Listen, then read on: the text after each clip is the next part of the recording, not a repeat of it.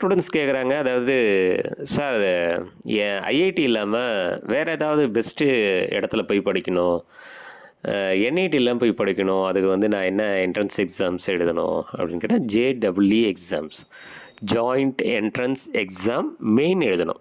அதாவது அட்வான்ஸ் எழுதுறீங்க அப்படின்னு சொன்னால் நீங்கள் வந்து ஐஐடியில் போய் ஜாயின் பண்ணலாம். ஜேடபிள்யூ மெயின் எழுதுறீங்க அப்படின்னா என்ஐடி, ட்ரிபிள் ஐடி, அப்புறம் ஜிஎஃப்டிஐ இந்த மாதிரி இடங்களில் போய் நம்ம போய் சேரலாம். ஓகேங்களா? இப்போ ஜேடபிள்யூனா என்ன சார்? It is a joint entrance exam. ஜேடபிள்யூவில் 2 வகையில் இருக்குது. மெயின் அது வந்து 13 லாங்குவேஜஸில் வரும். உங்களுக்கு தேவைப்படுற லாங்குவேஜ் சூஸ் பண்ணிக்கலாம். தமிழ் கூட இருக்குது. இப்போ இந்த ஜேடபிள்யூ மெயினில் பார்த்தீங்கன்னா ஃபிசிக்ஸ், கெமிஸ்ட்ரி, மேத்தமெட்டிக்ஸ். ஃபிசிக்ஸில் செக்ஷன் ஏல 20 கொஸ்டின்ஸ், செக்ஷன் பியில் 5 கொஸ்டின்ஸ். சரியான ஆன்சருக்கு 4 மார்க்கு, உங்களோட தவறான ஆன்சருக்கு -1 மார்க்.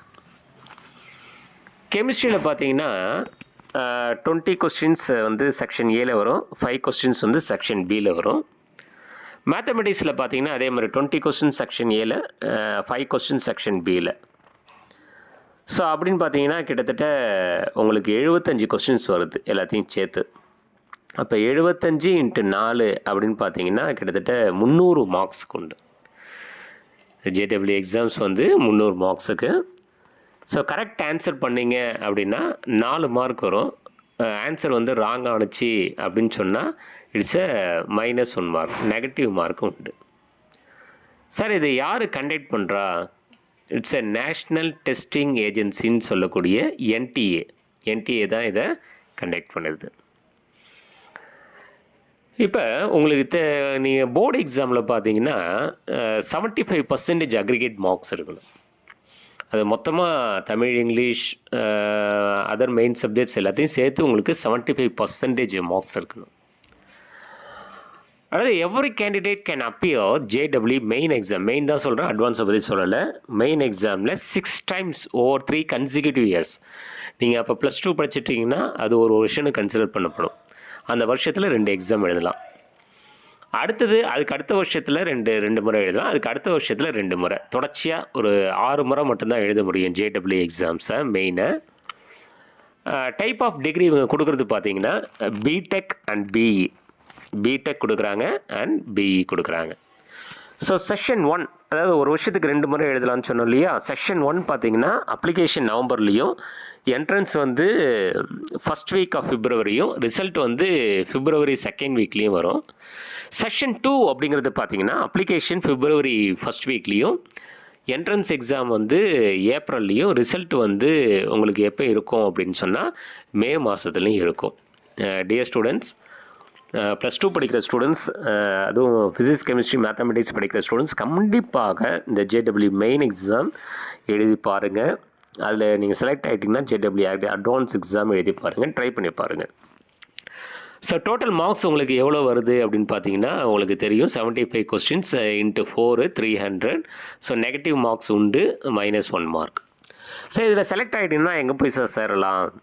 இதில் நீங்கள் நல்லா செலக்ட் ஆகி நல்ல மார்க் எடுத்துருந்தீங்க அப்படின்னா ஜேடபிள்யூ அட்வான்ஸ் எடுத்து கூப்பிடுவாங்க. அட்வான்ஸ்லேயும் செலக்ட் ஆகிட்டிங்கன்னா நீங்கள் ஐஐடியில் போய் சேரலாம். சரி, இதோட முடியுது அப்படின்னு சொன்னால் நீங்கள் என்ஐடியில் போய் சேர விருப்பப்படுறீங்க அப்படின்னு சொன்னால் வந்து 31 என்ஐடி காலேஜஸ் இருக்குது, 1 ஐஐஎஸ்டி காலேஜ் இருக்குது, 26 ட்ரிபிள் ஐடி காலேஜஸ் இருக்குது, 32 GFTI generally funded technical institute இருக்குது.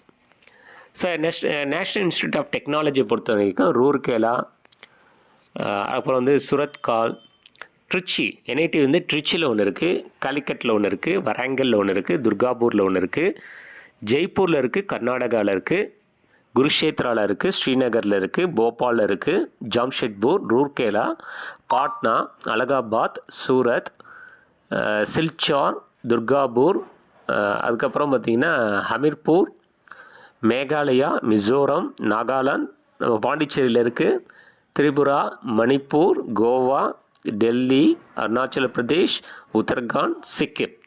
ஸோ எங்கே கிடைச்சாலும் நீங்கள் போங்க. மெயினாக ட்ரிச்சியில் இருக்குது, அப்புறம் பாண்டிச்சேரி இருக்குது, அதை சூஸ் பண்ணலாம். மற்றபடி எனக்கு இங்கே தான் சார் கிடைக்குதுன்னா தாராளமாக நீங்கள் போகலாம். என்ஐடி வந்து எல்லா இடமே சிறப்பாக இருக்கும். அடுத்தது வந்து ஒரே ஒரு ஐஏஎஸ்டி இருக்குது அப்படின்னு சொன்னோம் இல்லையா, நீங்கள் வந்து ஜேடபிள்யூ மெயின் எக்ஸாம் எழுதி ஐஏஎஸ்டி சேர்றீங்க, Indian institute of space science and technology. அது வந்து திருவனந்தபுரத்தில் கேரளாவில் ரொம்ப ஃபேமஸாக ஒன்று இருக்குது. அதுக்கப்புறம் ட்ரிபிள் ஐடி அப்படின்னு எடுத்துக்கிட்டிங்கன்னா, அது பார்த்தீங்கன்னா காஞ்சிபுரத்தில் ஒன்று, ட்ரிச்சியில் ஒன்று, நம்ம தமிழ்நாட்டில் இருக்குது. அது ஹைதராபாத், குவாலியர், பெங்களூர், கவுஹாத்தி, ஜபல்பூர், அலகாபாத், காஞ்சிபுரம், புவனேஸ்வர், புனே, கோட்டா, ஸ்ரீ சிட்டி, வடோதரா, நாக்பூர், கல்யாணி, லக்னோ, தார்வாட், பகல்பூர், போபால், கோட்டயம், ராஞ்சி, உனா, சூரத், மணிப்பூர், குர்னூல், அப்புறம் ட்ரிச்சி, சோனிபேட், அகர்டலா, கர்நாடகா. இந்த இடங்கள்லாம் இருக்குது. காஞ்சிபுரம், ட்ரிச்சி அப்படிங்கிறத ட்ரிபிள் ஐடிக்கு நீங்கள் சூஸ் பண்ணலாம். ஓகேங்களா? இப்போ டியர் ஸ்டூடெண்ட்ஸ், என்னென்ன ஆஃபர் இருக்குது பாருங்கள். என்ஐடி எவ்வளோ இருக்குது, அப்புறம் வந்து அதுக்கப்புறம் வந்து ட்ரிபிள் ஐடி இருக்குது, இந்த மாதிரி இடங்கள்லாம். அதுக்கப்புறம் IIST, Indian institute of space science and technology. So நிறைய ஆஃபர் உங்களுக்கு இருக்குது. சரிங்களா? ஸோ இந்த Indian institute of information technology triple IT Tiruchirappalli அப்படிங்கிறது திருச்சியில் ஒன்று இருக்குது அப்படின்னு நம்ம சொல்லியிருக்கோம். அதே மாதிரி காஞ்சிபுரத்தில் வண்டலூரில் ட்ரிபிள் ஐடி அப்படிங்கிறது இருக்குது அப்படிங்கிறது நமக்கு தெரியணும். சரி, அடுத்தது இவங்களுடைய GFTI governmentally funded technical institute என்ன அப்படின்னு பார்த்தீங்கன்னா, governmentally funded technical institute Silchar, Ranchi, Haridwar, பதோனி, அகமதாபாத், பிலாஸ்பூர், அலகாபாத், மகாராஷ்டிரா, ராஞ்சி, சென்ட் லாங்கோசல், ஐஸ்வால், தேஸ்பூர், போபால், டெல்லி, விஜயவாடா, ஜம்மு அண்ட் காஷ்மீர், ராய்ப்பூர், ஹைதராபாத், சண்டிகர், ஜவஹர்லால் நேரு யூனிவர்சிட்டி டெல்லி. ஏன்னா டெல்லியில் 2 இருக்குது, புவனேஸ்வர், அஸ்ஸாம், பாண்டிச்சேரி, வெஸ்ட் பெங்கால், ராஜஸ்தான், குண்ட்லி. அதுக்கப்புறம் national institute of food technology தஞ்சாவூரில் இருக்குது. ஜிஎஃப்டிஐ ஒன்று தஞ்சாவூரில் இருக்குது. அப்புறம் Varanasi, Bhilai, institute of chemical technology Mumbai, Indian oil Odisha campus Bhubaneswar, Shillong, central university Jammu and Shakkar, அதாவது ஷக்கர்ன்ற இடம் central university, Haryana, Deoghar, Patna, Indian institute of handloom technology Salem. So இவ்வளோ உங்களுக்கு ஆப்பர்ச்சுனிட்டிஸ் இருக்குது, நீங்கள் அதை யூஸ் பண்ணிக்கலாம்.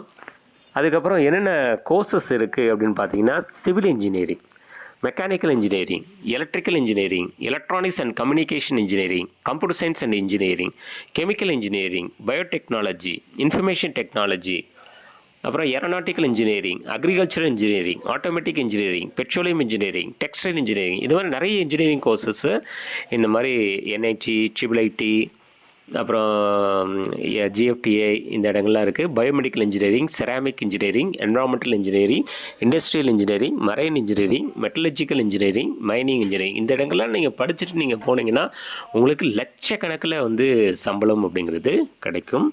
Wish you all the best. Thank you.